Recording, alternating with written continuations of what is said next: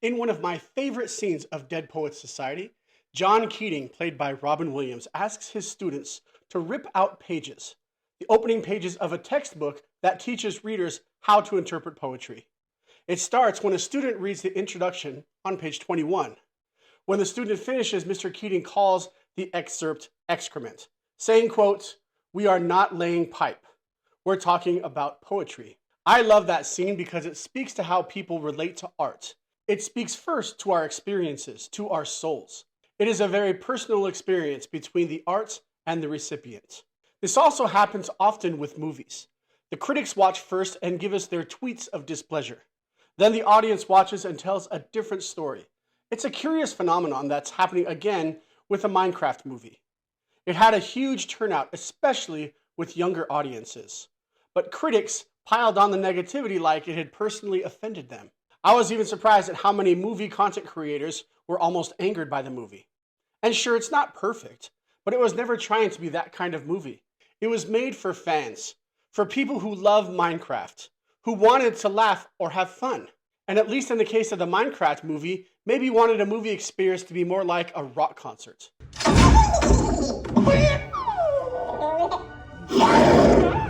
Chicken jockey!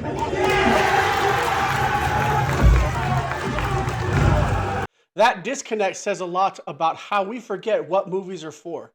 Movies don't just live in our heads, they live in our hearts.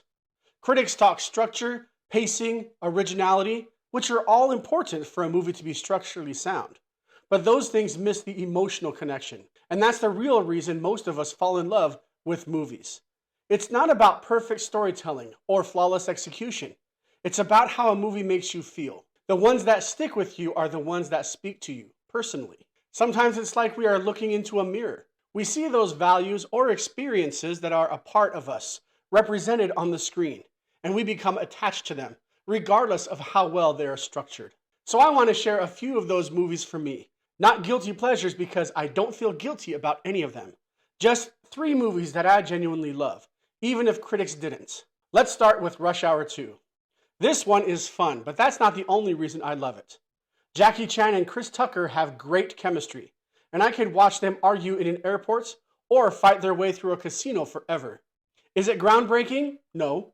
Is it a comfort movie that delivers joy every single time I watch it?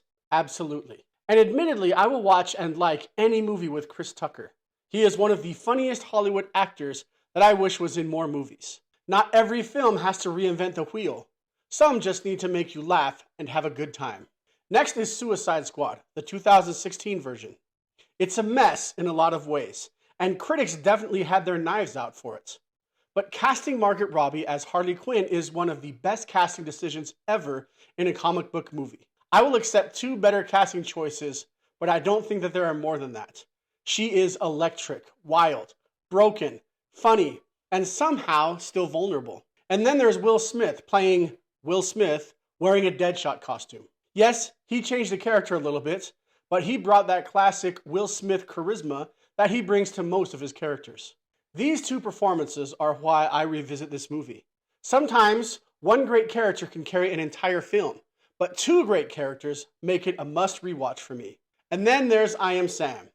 This one is personal. It wasn't a critical darling by any means. People said it was manipulative or overly sentimental, but to me it's a deeply moving portrayal of fatherhood and unconditional love. There isn't a better movie that talks about the role of fatherhood and the raw tools that someone needs to be a good father. Watching Sean Penn and Dakota Fanning together just gets me every time. Everything about this movie is excellent. The casting, the acting, the music, and especially the message. If you are a father, it speaks to you a little bit different. So yes, critics will have their opinions, but they're not the final word. If a movie makes you feel something, if it brings you joy or comfort or connection, that's enough. You don't have to justify it. You don't have to defend it. Just watch what you love. And seeing all the excitement from fans of the Minecraft games in the theaters reminded me of that. Watch what you love and you won't go home disappointed. And if you're feeling brave, drop a comment. What's a movie that you love that most people roll their eyes at? I want to know. And I promise, no judgment here. This is a space where loving what you love is more than okay. It's kind of the whole point. Like the video, subscribe to the channel, and we'll see you next time.